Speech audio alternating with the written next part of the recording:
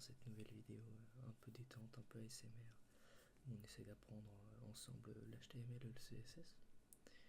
Alors, je voulais juste donc poser quelque chose avant. N'hésitez pas à me demander peut-être sur quoi est-ce que vous voulez des vidéos par rapport au CSS et à l'HTML, parce que j'avoue que c'est un petit peu difficile d'avoir un programme assez précis et clair de ce que je veux faire ou de ce que je veux vous faire apprendre, parce qu'il y a énormément de choses, mais en même temps peut-être que c'est pas exactement ce que vous recherchez. Alors n'hésitez pas à me dire tout simplement ce que vous voulez tout simplement apprendre en CSS ou en HTML bien sûr, peut-être même un petit peu en JavaScript, ça peut être possible, enfin faut voir, tout simplement demandez-moi et puis je serai ravi d'essayer de faire une vidéo pour vous aider. Alors ici, donc on va continuer vraiment sur quelque chose d'assez basique, mais on va essayer quand même de faire des trucs un peu sympas. On va essayer d'aller notamment sur du CSS. Alors le CSS, qu'est-ce que c'est? C'est ce qui va nous permettre du coup de créer des feuilles de style qui vont décorer, embellir notre page web. Alors moi, ce que je propose de faire aujourd'hui, c'est de créer du coup une petite comment dire, alors comment est-ce que je vais faire pour agrandir ça?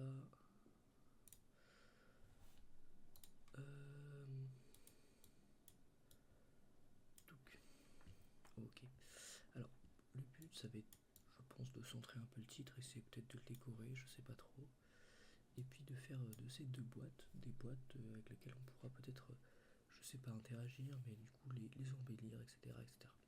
Bref, aujourd'hui un peu d'embellissement. Ok, alors qu'est-ce qu'on va faire? Du coup moi je propose de créer tout simplement un petit fichier CSS. Alors comment on fait ça? On va tout simplement créer un nouveau folder, du coup un nouveau dossier, pardon. Je vais mettre CSS avec 4S parce que vous voyez que j'ai déjà quelques dossiers, et dedans on va tout simplement créer notre fichier. Alors on peut l'appeler exactement comme on veut, on peut très bien l'appeler Julien ou ce que vous voulez, mais par convenance, par disons par convention plutôt que convenance, même si convenance fonctionnait aussi très bien, on va l'appeler style. Donc style.css. Ok, j'entre, j'ai mon fichier. Pour le moment, je peux marquer n'importe quoi, ce que je veux, ça se passera rien. C'est un fichier isolé qui n'est lié à aucun autre fichier. Alors, la première chose à faire, ça va être de le lier à notre fichier. Alors, pour le lier à notre fichier, on va se retrouver dans nos balises aide, qu'on avait déjà établi précédemment, dans la précédente vidéo, pour y mettre une balise link. Alors, on va lui donner le type de relation que cette balise link devra admettre. Donc c'est une relation de style, donc de feuille de style, qui sera de type donc texte /css, et on va lui donner tout simplement la référence dans notre ordinateur du fichier. Donc ici ça se situe par rapport à nous entre guillemets, sinon on peut aussi reculer d'ailleurs, voilà. Donc on est par rapport à l'endroit où le fichier est. On voit que l'endroit où le fichier est contient donc un dossier CSS, et là-dedans on peut y voir notre style.css que je me permets d'écrire. Ok, alors bien sûr il faut refermer la balise et on est bon. Alors qu'est-ce qu'il peut être intéressant de dire là-dessus? C'est une balise unique. Je ne sais plus trop pourquoi je l'ai su, j'avoue que je ne sais plus, mais c'est important à savoir. C'est un peu différent de pas mal d'autres balises. Pour voir que la balise méta aussi fonctionne comme ça, mais celle-ci doit se fermer. Ok, alors maintenant qu'est-ce qu'on peut faire avec notre style.css? Alors avec notre style.css on va pouvoir prendre des items, donc des balises finalement, qui sont dans notre HTML pour pouvoir les modifier. Par exemple, si je prends la balise body, ce que je vous conseille pas forcément, mais c'est quelque chose qui va affecter sur toute votre page. Je vais pas lui par exemple augmenter dans toutes les marges un peu superflues. Qu'est-ce qui va se passer donc? On va enlever un petit peu de marge. Alors si je aussi enlever le padding, qui est une marge, mais à l'intérieur de chacun des items. On va voir que ça va commencer à être un peu particulier, mais non, ça va. Alors que si je mets sur absolument tous les éléments, là c'est quand même plus compliqué. En fait, quand je mets sur le body, ça va affecter principalement le body, sauf que certains items ont de base, dans leur nature, on va dire, une propriété padding qui peut être différente de 0. C'est pour ça qu'il y a encore du padding ou de la marge. On peut vérifier ça en inspectant le code par ici, par exemple. On peut voir qu'il y a 21 de marge pour le H1. Alors c'est quelque chose qui est sans doute naturel au H1. On peut peut-être essayer de le trouver d'ailleurs. On voit qu'il y a un margin block start blablabla 0,67 EM, qui est quelque chose qui normalement s'adapte en fonction de la taille de la page. Bon, en l'occurrence ici, il faudrait que je gère en fonction de la longueur-largeur, parce qu'on peut voir que la margine sur le côté, il n'y en a tout simplement pas. Maintenant, si je vais inspecter ce petit élément-là, on peut voir qu'il y a aussi exactement un margin, et ici un padding de 40, qui correspond peut-être au fait que c'est OK. Alors maintenant, moi je vais vous proposer donc, par exemple d'essayer de centrer le titre. Alors pour centrer le titre, c'est relativement simple. On va venir prendre notre élément, donc H1. On va lui dire que maintenant c'est un item flexible, donc il peut plus ou moins bouger sur la page tout simplement. On n'oublie pas le point virgule pour après mettre d'autres contenus, on va dire. Et on va tout simplement prendre le content et le forcer à aller au centre. Voilà. Donc là, il est au centre tout simplement. Alors peut-être que sur votre écran, vous ne voyez pas exactement qu'il est au centre, mais on peut voir qu'ici, en réalité, il est au centre. Voilà, tout simplement. C'est juste que l'écran est un peu décalé par rapport à ce que moi j'ai d'affiché, pardon. Alors, qu'est-ce qu'on peut penser d'autre à faire? On peut essayer de mettre ces éléments côte à côte. Alors, pour pouvoir mettre ces éléments côte à côte, j'ai qu'une solution, il faut que je les entoure. C'est pour ça que je vais prendre une div, donc qui est une boîte où je vais pouvoir mettre mes objets, tout simplement. Alors cette div, hop, il faut que je lui associe une classe ou une idée pour pouvoir être sûr tout simplement que c'est celle-ci. Alors pour ça, c'est assez simple, je mets classe à cette div, je vais l'appeler par exemple item. Pour venir récupérer mon item, je fais point item, ce qui va prendre tous les items avec un S qui ont la propriété item, la classe item. En l'occurrence, il n'y en a qu'un, donc j'ai peu de chance de me tromper, mais il faut faire attention parce que potentiellement, si on a plusieurs, on peut essayer de s'embrouiller. Alors, essayer de s'embrouiller, on va simplement se tromper. Bon, maintenant qu'on a cet item, on peut par exemple afficher une petite color pour voir exactement que vaut cet item.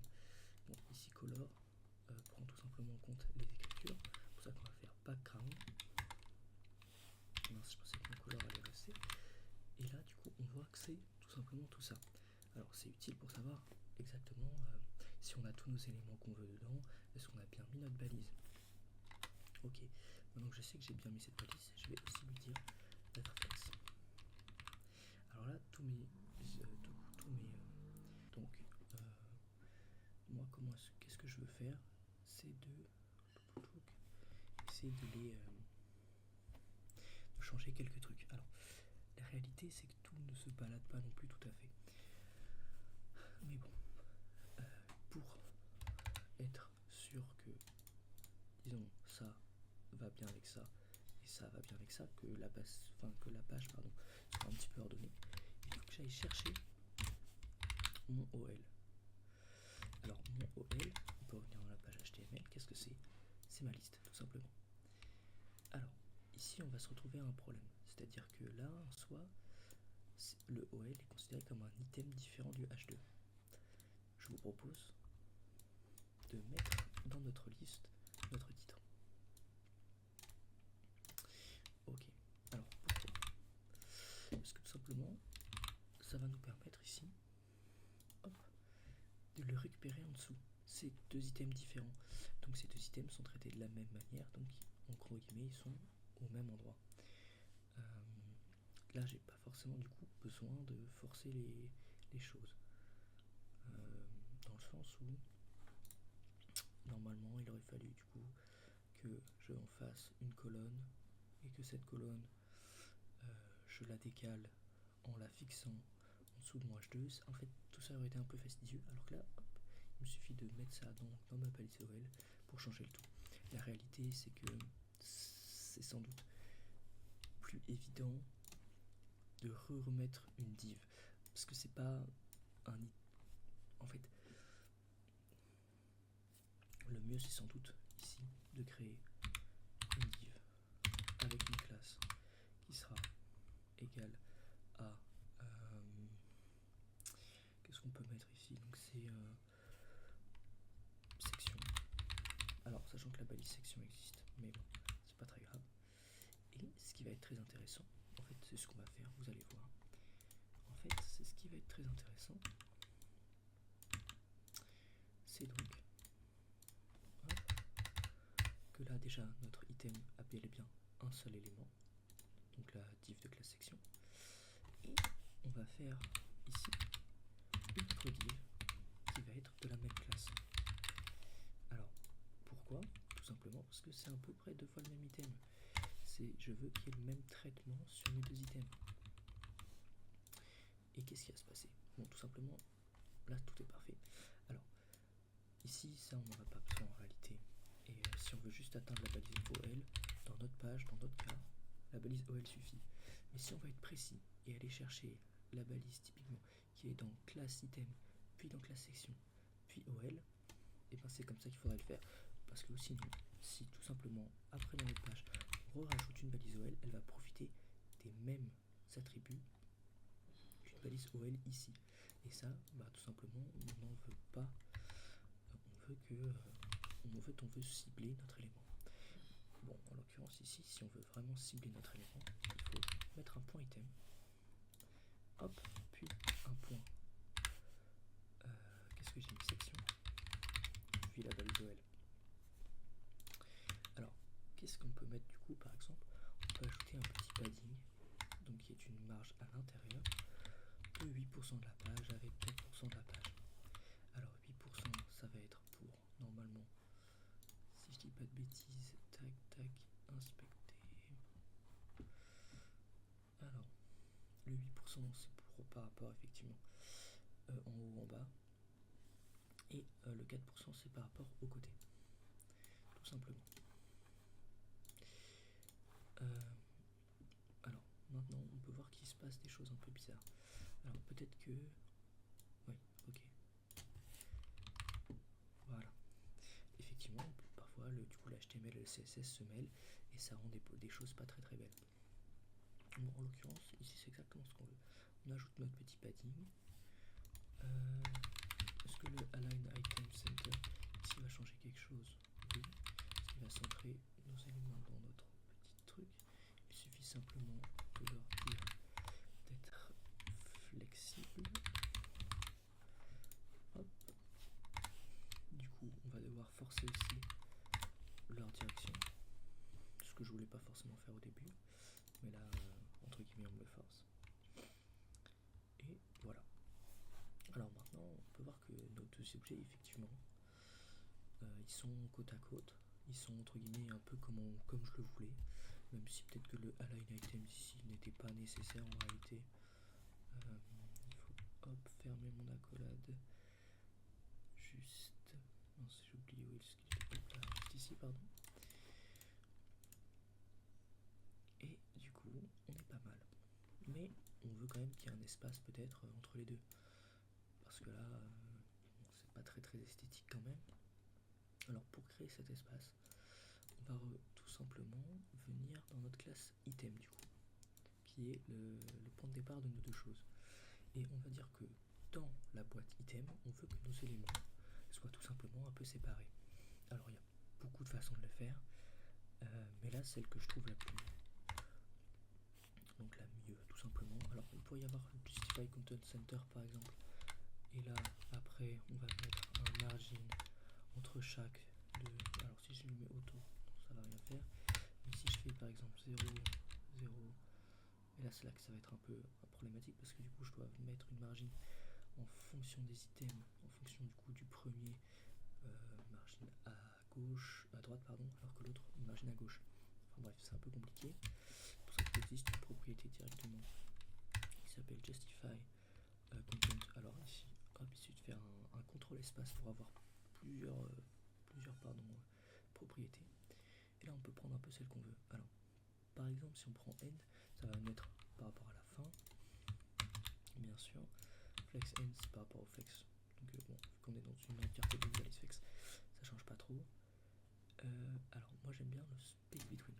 Juste ici, ça veut dire espace entre. Alors non, oui, puisque lui c'est vraiment un énorme espace qui ne crée tout simplement pas de proximité un peu entre les deux, qui n'ajoute tout simplement aucune marge, alors que le space around va faire quelque chose un peu plus esthétique, c'est-à-dire qu'il va venir les rapprocher légèrement. C'est déjà un peu plus esthétique, même si on s'en conviendra que je trouve pas ça non plus parfait, mais ça aussi ça dépend un peu de la taille de mes items. Donc voilà. Et finalement, peut-être que le Justify Content Center juste ici pour mes... alors peut-être pas le Justify Content du coup, c'est le Align Content. Align Items, voilà. J'ai peut-être un truc un peu mieux, je sais pas trop. Alors bon, c'est vrai que là, notamment sur le grand truc, ça fait un espace qui est, je trouve, pas très digeste. Oula, pardon, ça c'est un petit site que je m'entraînais, bon bref, il est pas du tout fini, mais bref. Alors, qu'est-ce que je peux faire pour essayer de embellir un peu ces boîtes? On peut par exemple créer un petit background d'image. Alors qu'est-ce que ça veut dire? C'est tout simplement donner une couleur à notre boîte. Alors ici j'avais chopé une petite couleur, donc background d'image avec un linéaire gradient. Alors qu'est-ce qu'un linéaire gradient? Ça veut dire tout simplement faire un dégradé de couleur. Et ça va être assez explicite. Hop, on peut voir que ça donne un truc comme ça. Alors malgré tout ici, pourquoi pas plutôt le mettre dans item? Non, c'est pas exactement ça. Mais dans le point section par contre, ça va être parfait. Alors on va tout simplement venir récupérer notre point section. On va ouvrir. Donc si on veut être précis, c'est évidemment le point item point section. Mais bref, hop, et voilà, là on a toute notre petite boîte. Alors, serré comme ça fait pas très beau. C'est pour ça qu'on met hop ici un padding de 3% par exemple. C'est pas affreux. C'est pas affreux. Et normalement, le pourcentage fait que le padding change du coup en fonction. Du coup, c'est pas mal. C'est vraiment plutôt pas mal. Vous voyez, hop, ça vient s'augmenter légèrement. Alors ici, peut-être qu'on s'en rend pas trop compte. Si j'augmente par exemple à 30%, même si ce sera un peu indigeste, hop, on voit que ça monte. Bref, 30% c'est beaucoup trop. Peut-être que 10% seront plus explicites. Ah, c'est pas ça que je veux. Bon, voilà. Ok. Bon. 10% ça fait quand même beaucoup. Pourquoi pas partir sur qu'est-ce qui pourrait être pas mal? Une espèce d'entre-deux, j'imagine. 8%. 8%. Et puis encore une fois 4%, vous savez pas. Exactement comme l'autre en fait. Voilà, donc là on a une petite boîte qui est un peu sympa. Alors il n'y a rien de particulier, il peut y avoir pas mal de propriétés encore une fois, on va mettre notre point virgule. Et on peut par exemple mettre un petit arrondi tout simplement sur le côté qui permet de arrondir légèrement la boîte. Pareillement si on augmente l'arrondi, alors on augmente l'arrondi, ça réduit encore plus. C'est vraiment beaucoup de graphisme ici, c'est un peu comme vous voulez. Alors qu'est-ce qu'on peut faire? Moi je propose par exemple d'aller sur H1 et d'aller appliquer quelques propriétés. Alors la font size par exemple, pourquoi pas? Alors 3EM, je sais plus, c'est pas mal déjà 3EM, et c'est aussi quelque chose qui normalement est assez flexible. Flexible dans le sens où responsive. Responsive, ça veut dire qu'il s'adapte à la taille de l'écran. Donc il va sans doute réduire par rapport, si l'écran est petit, ça va réduire, ou ça va s'agrandir, etc. Contrairement à par exemple 300 de font size de X, pardon, pixels, 300 pixels, c'est énorme, mais 100 pixels, ce sera par exemple voilà plus petit. Là c'est presque adapté à la page, sauf que si on vient réduire la page, et bah ça garde toujours le même, exactement la même surface. Alors si bien que quand c'est dans le truc, bon là c'est assez grand quand même, mais bref ça change pas tout simplement. Alors que notre petit, bon 4M peut-être, 4M normalement s'adapte effectivement à la page normalement, si je dis pas de conneries. Bon là il a pas l'air de trop s'adapter, donc c'est peut-être, je sais pas exactement lui, mais il me semble que normalement ça s'adapte. For scalable font, the font size is scale factor applied to the HEIM. Ça veut dire littéralement ce que je viens de dire finalement. Mais peut-être que du coup ça marche pas, je ne sais pas trop. Il peut y avoir pas mal de raisons pour que entre guillemets ça ne marche pas, mais peut-être que ça marche et que je me rends juste par contre, pardon. Je sais pas trop. Peut-être si on vient à réduire, si on voit que ça réduit un petit peu quand même, mais on se rend pas trop compte. C'est un peu particulier. Ok. Alors moi je propose de faire un dernier chose qui est un petit gadget encore une fois. C'est d'appliquer une espèce de petite ombre à nos éléments. Alors on peut voir que ça peut exister sous deux termes, deux trucs différents. Par exemple le texte shadow, qui va donc mettre une petite ombre au texte. Alors il faut faire gaffe parce que ça peut paraître esthétique, mais parfois c'est aussi assez indigeste. Donc là ici on va appliquer des pixels donc en fonction effectivement de si on veut que l'ombre soit à droite, à gauche, etc. de notre écriture. Donc ça c'est par rapport en X, ça c'est par rapport en Y, et ça va être par rapport donc en X, en Y. Donc il faut imaginer un axe par rapport à ici. 5 pixels, ça veut dire qu'on va aller tout simplement par là, 3 pixels par là, normalement, et le 3 pixels autre, ça va être par rapport à un espèce de truc un peu plus flou. En fait ça va rendre un peu flou le truc, ça va étaler l'ombre. C'est l'étalement de l'ombre, plus ou moins. Alors par exemple, ici, on va aller sur quelque chose d'un peu noir, parce que c'est une ombre, avec une petite transparence. Ok. On peut voir ici tout simplement, on a un espèce de petit effet d'ombre, un peu transparent. Voilà. Je me demande si 3 pixels, du coup, l'axe il serait pas plutôt comme ça, en fait. Si on augmente par exemple ici à 30 pixels, on peut voir que effectivement l'axe est vers le bas. Mais si on veut aller vers le haut, c'est tout à fait possible, en mettant un moins 3 pixels par exemple. Alors mon moins il est juste ici, et on peut voir que ça monte un peu. Et si on fait évidemment 30, hop, ça va vraiment très en haut. Bref. Alors moi je conseille un petit moins 3 ou plus 3 ici, c'est pas ridicule en fait. Et juste faut pas trop en abuser, mais voilà. Par exemple ici on met 30, ça fait un étalement assez diffus. Alors on s'en rend pas trop compte, mais peut-être que si je viens à durcir disons la couleur, on s'en rend un peu plus compte. Ok. Ici on est à 3, bon là c'est indigeste. Du coup c'est quand même tout un équilibre à essayer de trouver. Je dis pas que mon équilibre est très bon, hein, mais faut voir que ça s'applique d'ailleurs à toutes les couleurs. Mais bon, ça dépend vraiment de ce que vous voulez. Voilà. Moi je trouve que cela était pas si mal. Alors il y a une autre propriété qui nous permet de faire la même chose sur les items. Alors elle est légèrement différente, mais c'est pas si mal. Ça s'appelle Box Shadow. Alors Box Shadow, hop, elle a pas mal de propriétés aussi en réalité. Et on peut en faire un peu ce qu'on veut. Mais on va aller sur le même genre de fonctionnement. Alors c'est à peu près le même genre de fonctionnement ici. Vous avez en fonction de X, de Y, de Z même, de l'étalement, du durcissement de la couleur, etc. Je vous encourage, le plus facile pour savoir vers où ça va, etc. C'est tout simplement de mettre des gros chiffres. Et voilà. Donc moi voilà, je vais m'arrêter là je pense, ou quoique.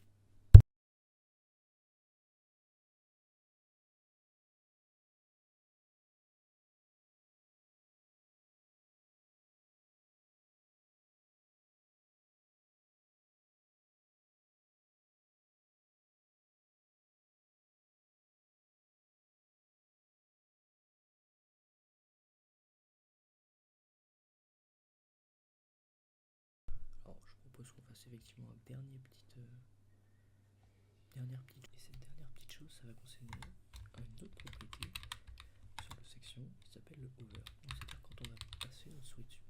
Alors ici, pour être sûr, déjà pareillement, on fait donc que notre souris va venir s'éclairer. Voilà. Enfin s'éclairer, se modifier tout simplement. Alors, le hover va nous permettre de modifier des paramètres, par exemple. Alors ici, je propose de mettre un petit background color, par exemple, et mettre aqua. Bon bref, c'est juste pour faire quelque chose d'assez rapide. Et qu'est-ce qui va se passer? Hop, on va avoir un petit changement de couleur. Bon, c'est un peu gadget, hein, ça fait pas grand-chose, mais c'est quand même plutôt sympa. Et ce que je propose pour amplifier cette petite transition, c'est tout simplement de mettre une propriété transition sur le background color d'une seconde, ce qui fait que normalement on aura un petit changement qui se fait en une seconde. On peut le mettre ici en 3 secondes pour être sûr, et voilà, vous avez votre changement. Bon, je vous déconseille de mettre 3 secondes, c'est pas très attractif. Une seconde, en général, ça fonctionne un peu mieux, 2 secondes peut-être, mais bon, pas vraiment. Bon, voilà, donc je veux vous montrer, c'est très simple. On peut voir qu'il y a quand même un tout petit peu de responsive parce que les boîtes viennent s'adapter. Ça, c'est dû au padding pourcentage et au justify content space around qui va justifier tout le temps un peu le truc et mettre tout le temps un peu d'espace. Bon, je pense que si on passe vraiment sur un tout petit téléphone ou quelque chose comme ça, ça va pas être très beau quand même. Mais c'est une petite partie responsive et donc c'est assez sympa quand même. Voilà. Alors je vous remercie de m'avoir écouté et puis n'hésitez pas, donc, comme je l'ai dit, à me demander des choses à faire en CSS, puis à lâcher